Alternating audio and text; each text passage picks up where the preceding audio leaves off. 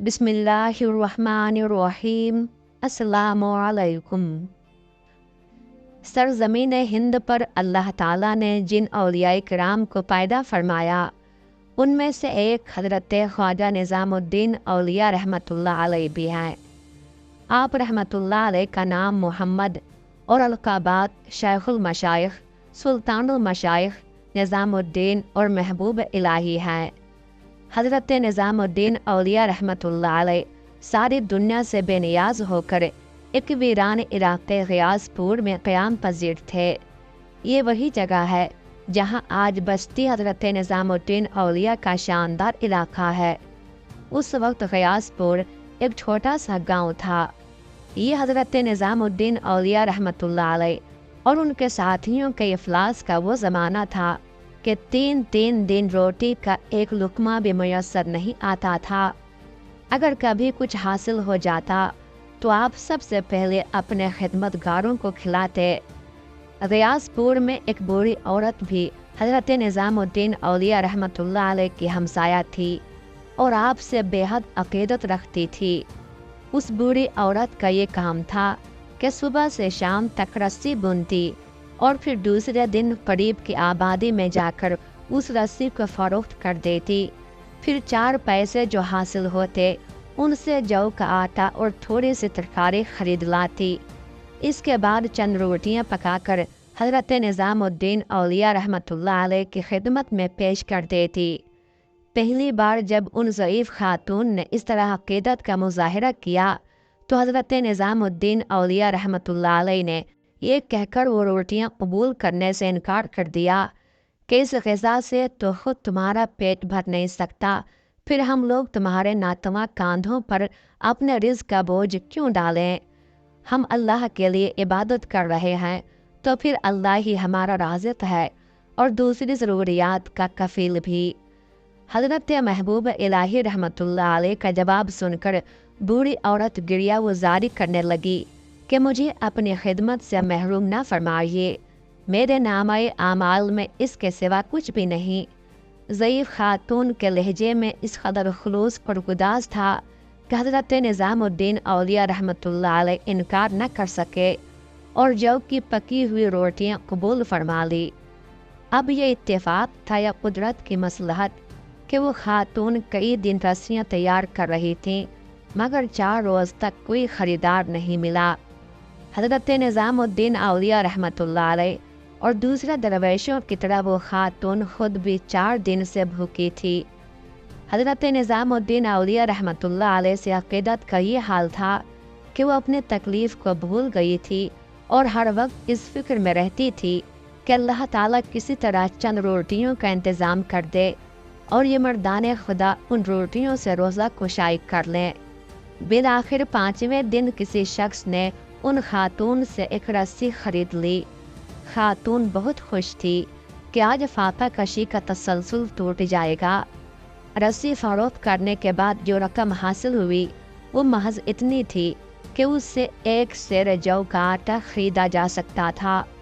खातून ने यही किया और जब असर का वक्त आया तो उन्होंने वही सेर भर आटा हज़रत निज़ामुद्दीन औलिया रहमतुल्लाह अलैह की खिदमत में पेश कर दिया। हज़रत निज़ामुद्दीन औलिया रहमतुल्लाह अलैह कुछ देर तक सोचते रहे, फिर मौलाना कमालुद्दीन याकूब रहमतुल्लाह अलैह को हुक्म देते हुए फरमाया, ये नज़र खुलूस है, इसे कबूल कर लो और आटे को देग में डालकर पकने के लिए रख दो।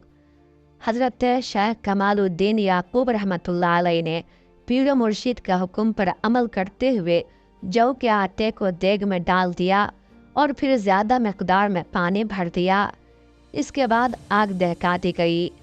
ऐसा करने से हज़रत निज़ामुद्दीन औलिया रहमतुल्लाह अलैह का मकसद ये था कि अगर आटे के अलावा गैब से कुछ और हासिल हो तो उसे भी देग में डालकर पका लिया जाए। इस तरह ग़िज़ा की मकदार बढ़ जाती, वरना अगर रोटियां पकाई जाए तो 1-2 निवालों से ज़्यादा खुराक किसी दरवेश के हिस्से में न आती। आग के शोले भड़कते रहे और पानी उबलता रहा। इसी असना में एक गुदड़ी पोश फ़कीर कहीं से घूमता हुआ आया और नारा ज़नी करने लगा, अगर किसी के पास कुछ है तो वो उसे फ़कीर के सामने पेश करे। آج فقیر بہت بھوکا ہے، جلدی کرو اور اس کی بھوک مٹا دو۔ درویش نعرہ زنی کرتے ہوئے کمال الدین یعقوب رحمۃ اللہ علیہ کے پاس آیا۔ کمال الدین یعقوب رحمۃ اللہ علیہ اس دیگ کے پاس بیٹھے ہوئے تھے۔ نزدیک آ کر درویش نے پھر صدا لگائی، اگر کچھ ہے تو کھانے کو دے، دیگ کو بند کیوں کر رکھا ہے، اس کا منہ کھول دو۔ حضرت مولانا کمال الدین یعقوب رحمۃ اللہ علیہ نے غور سے اس بڈڑی پوش فقیر کو دیکھا۔ درویش کا لباس پھٹا ہوا بھی تھا اور میلا بھی، اس کی داڑھی بے ترتیب تھی، وہ اپنی ظاہری حالت سے کوئی مجذوب معلوم ہوتا تھا۔ مولانا کمال الدین یعقوب رحمۃ اللہ علیہ جس منزل کے مسافر تھے، وہاں کسی انتشار اور جذب و مستی کو دخل نہیں تھا۔ حضرت کمال الدین یعقوب رحمۃ اللہ علیہ نے گدڑی پوش فقیر کو ایک نظر دیکھا اور اٹھ کر حضرت نظام الدین اولیاء رحمۃ اللہ علیہ کی خدمت میں حاضر ہوئے۔ حضرت نظام الدین اولیاء رحمۃ اللہ علیہ اس وقت کچھ پڑھ رہے تھے۔ مولانا کمال الدین یعقوب رحمۃ اللہ علیہ کو اپنے سامنے دست بستہ کھڑے دیکھ کر آپ رحمۃ اللہ علیہ نے ان سے آنے کا سبب دریافت کیا۔ ایک مرد درویش بہت بھوکا ہے، مولانا کمال الدین یعقوب رحمۃ اللہ علیہ نے عرض کیا۔ اندازہ ہوتا ہے کہ وہ کچھ کھائے پیے بغیر نہیں جائے گا۔ مولانا، آپ کو اس میں کیا اعتراض ہے؟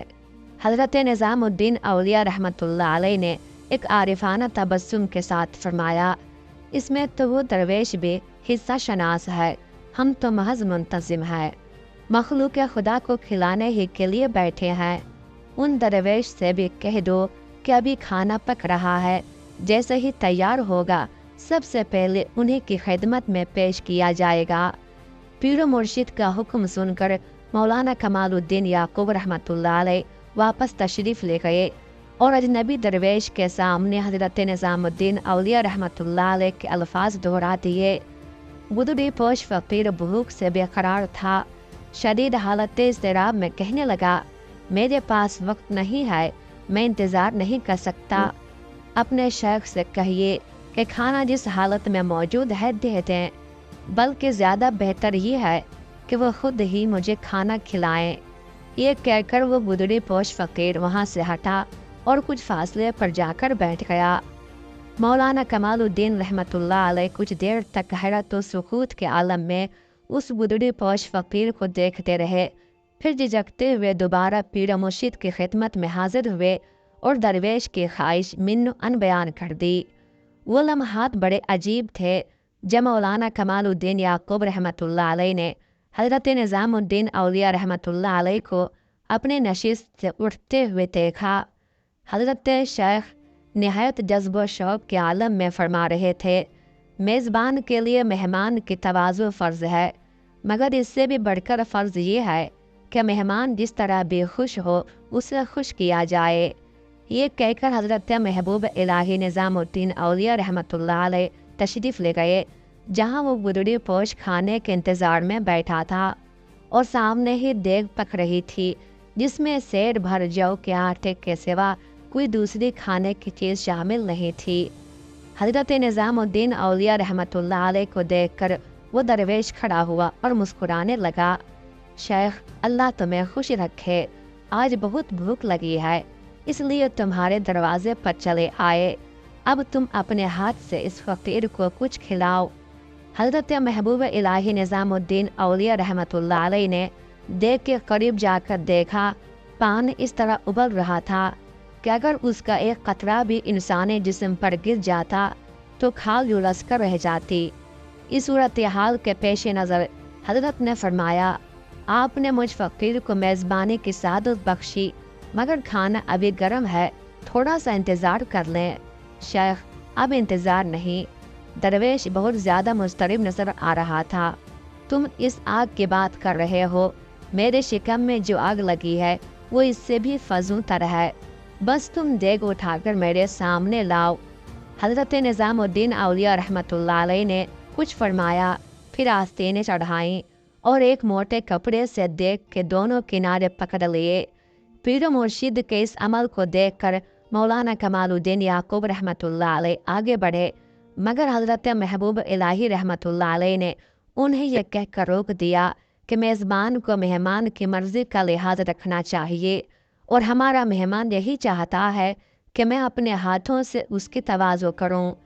इसके बाद हज़रत निज़ामुद्दीन औलिया रहमतुल्लाह अलैह देग उठाकर उस दरवेश के पास ले गए। मौलाना कमालुद्दीन याकूब रहमतुल्लाह अलैह को गुदड़ी पोश की अदा सख्त नागवार गुजरी थी कि उसने अपनी जगह से हरकत तक न की और इस तरह बैठा रहा जैसे खानकाह के लोग उसके खिदमतगार हों। इसके साथ ही मौलाना याकूब रहमतुल्लाह अलैह ने यह भी महसूस किया कि हज़रत महबूब इलाही रहमतुल्लाह अलैह की पेशानी मुबारक पर नागवारी की शिकन तक न थी, बल्कि आप देग उठाते वक्त बहुत मसरूर नज़र आ रहे थे। हज़रत निज़ामुद्दीन औलिया रहमतुल्लाह अलैह देग लेकर उस दरवेश के करीब पहुँचे तो वो भूख की शिद्दत से इस कदर मुस्तरिब हुआ कि उसने उबलते हुए पानी में बेझिझक अपना हाथ डाल दिया। हज़रत महबूब इलाही रहमतुल्लाह अलैह उसे मना करते रह गए, मगर दरवेश बार बार देग में हाथ डालता और फिर जौ के रफ़ीक आटे को मुंह में रख लेता। गुदड़ी पोश ने यह अमल 3 बार दोहराया, फिर उसने देग को उठाकर ज़मीन पर मार दिया। वो देग दरअसल मिट्टी का एक बड़ा मटका था जो ज़मीन पर गिरते ही टूट गया।